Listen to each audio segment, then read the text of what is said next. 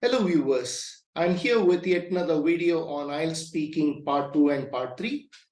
In this video, I'm going to show you how to use the complex sentences and maybe an idiomatic expression as well.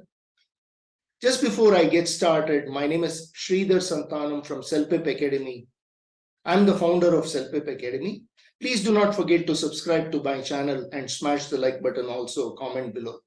This way I'll be able to come up with more such videos in the future for you. Let's see what we have here.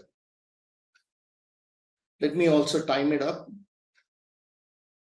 This way I will know if I'm speaking for 2 minutes. All right, then let's get started. Well, I've been given an intriguing topic to speak about an occasion when I had to wait a long time for someone or something to arrive.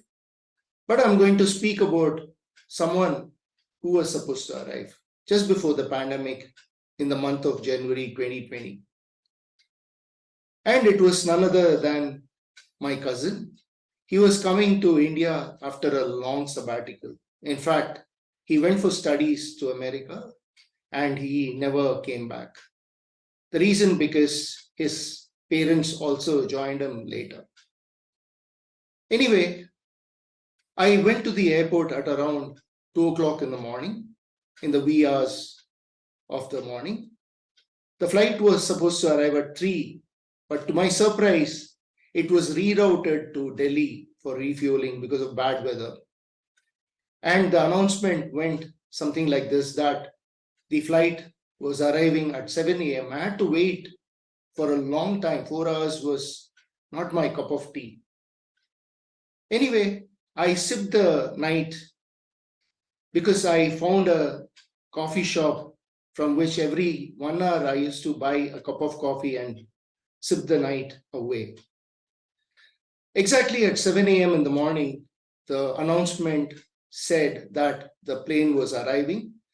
I had a sigh of relief, and even my cousin was over the moon after he got out of the shuttle. He saw me and then he waved at me, because from the gate to the place where I was standing, it was hardly not even 50 yards away.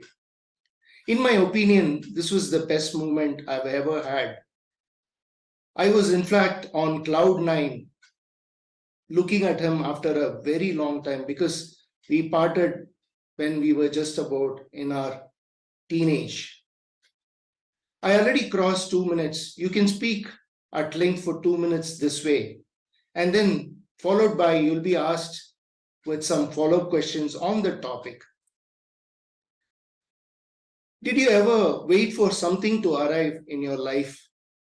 Well, I waited once for something to arrive. In fact, in pandemic, I ordered for a stopwatch through Amazon, and I had to wait for 1.5 weeks because the courier companies were shut down. In fact, the online company told me that the arrival is after only 1.5 weeks. So I knew that this is going to be a long wait because of the COVID-19 lockdown situation. However, when I got my product that I ordered, it was a great time because I had ordered for a stopwatch for the very first time. Okay, I'm going to have to ask you some general questions on the part 3 of the IELTS. What kind of jobs do young people not want to do in your country? As usual, I think the youngsters do not go for a waiter's job or maybe a sales job in India because it is not high paying initially. Mostly kids these days are interested to become a software engineer, and they sometimes even get paid hefty pay packages as well. So mostly they do not prefer to go for marketing, sales, or waiter's job, and prefer opting for some management positions or as a technically system matter experts. Who is best at advising young people about choosing a job, teachers or parents? I guess both play a quintessential role in instilling some kind of knowledge into the children.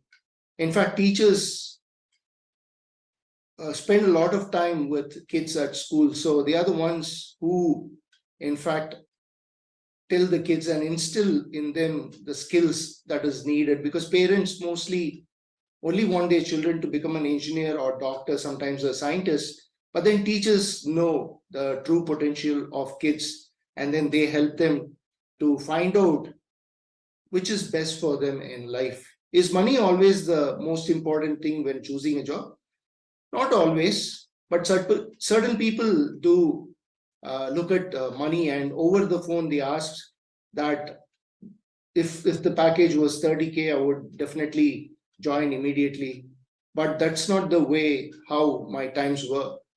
And in my times, I struggled a lot, and it took me a long time to get to the level where I am today. And money does not play a major role in my life, but then it's the knowledge that I carry and how I help people in giving my knowledge to them, which is important. Why more number of people are immigrating abroad these days? I think it is purely due to the fact that the research and development is going on in majority of developing nations. So skilled workers are in demand, and then people are moving away by immigrating to Canada, Australia, America, and to UK. And they get a job opportunity in their core, and they quickly grow in the hierarchical level. Who is your role model and why? Well, it's a good question. In fact, it's an interesting question. When I was growing up, I used to have several role models. In fact, Sachin Tendulkar was my role model. But when I was about 25 or 30, my role models changed. In fact, Dr. Abdul Kalam was my role model for a very long time. But these days, I like people like Ratan Tata, who is a philanthropist and also an industrialist. The reason why I like him a lot is because he's a generous man and he helps every other person. In fact, recently he also opened up an old age home, and this way he is a great personality. He also helped by giving the government 2,000 crores for the preparation of vaccination during the pandemic for COVID-19. So that is the reason why I like him a lot these days, and he's my role model forever. Do you think that rich people should help the poorer people, and why? I think the rich people should definitely help the poor people. This way they can eradicate the poverty that is prevalent in developing nations. I feel that physically and also monetarily rich people should help, because this way they can uplift the poorer communities quickly, and the developing nations can also become a developed nation. I hope you enjoyed this video. See you on the other side.